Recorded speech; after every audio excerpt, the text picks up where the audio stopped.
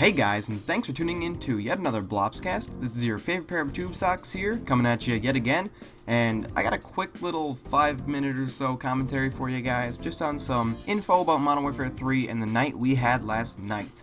Alright, first off and foremost, I would like to apologize for not getting you guys a video up last night. Hightopz is in baseball, he's a starting pitcher, and he had practice until about 12:15, that's midnight 15 last night. So unfortunately we were not we weren't able to take place in the midnight release, which means no tournament and no awesomeness. But you know, you gotta do what you gotta do for your brother from another mother. And I waited at home for him, and we trucked on over to GameStop when he got home, and we ended up getting there about 12:45 and picked up the game and ended up getting back about 1 o'clock. So nevertheless, we got the game, brought it back, and we're just too excited and amped up to make a commentary, to be honest. We just had to play it and just get a feel for it so we can give you guys an accurate description today. We'll probably actually get you another one today with both of us, because I do have some more in-depth things to talk about, but I'm just going to go through them real quick right now. First off, this game is much different than Black Ops. In case you haven't been able to tell already, it's much faster paced. It seems like it takes less time to kill and less time to die. So with that being said, it is crucial that you're just on top of your game and very aware all the time. Like till death, I mean, so far I'm holding my own with the 2.0. That's not that great, but considering that Black Ops was the first Call of Duty that I actually started to develop skills at, I'd say the transition is going to be a little tougher for me, but hopefully I can improve, and with that improvement comes better tips and some good analysis for you guys. So first off, let's start off with a little tippage. Now, my first tip is knowing maps is crucial in this game. Knowing maps and knowing spawns, and that can only develop with repetition, repetition, repetition.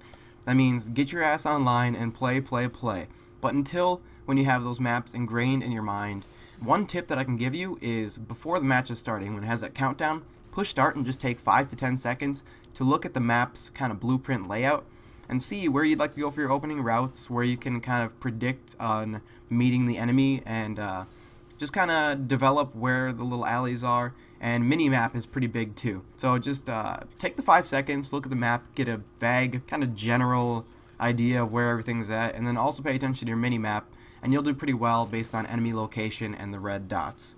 Some good guns for you guys to start with: the Scar L, the MP5, the UMP, and the Type 95 are all really good guns. The UMP and the MP5 are submachine guns that work extremely well with silencers and the range proficiency.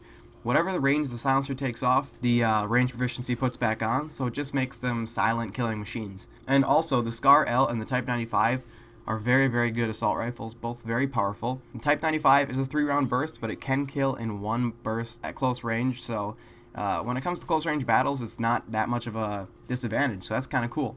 The Scar L also works really well with silencer. Silencers, I found out, are pretty big in this game.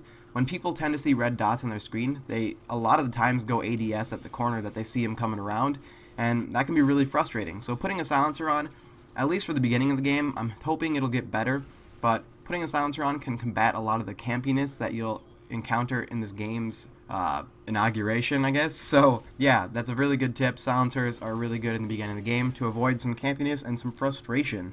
Now, perks that I like to use are Sleight of Hand, Quick Draw, and Stalker, I believe it's called. Now, Stalker is huge. I'm going to make some tips later on movement skills, but Stalker with strafing and sidestepping is awesome. Your aim down sight speed is faster, so you're more agile and a tougher target to hit. Sleight of Hand is just great because reloads are really fast, and that's just awesome for any gunfight. But Quick Draw is really good because A, Quick Draw Pro gives you the faster grenade throwing abilities and the faster motions. So that way, anytime you're throwing out flashbangs or anything, you will not be hindered by the time it takes. And Quick Draw makes you pull up your gun to the sights a lot faster, which in this game, with being so fast-paced, that is huge for any gunfight. Gives you the upper hand, and you'll get a lot more kills. Now lastly, the thing that I'd like to touch on are kill streaks.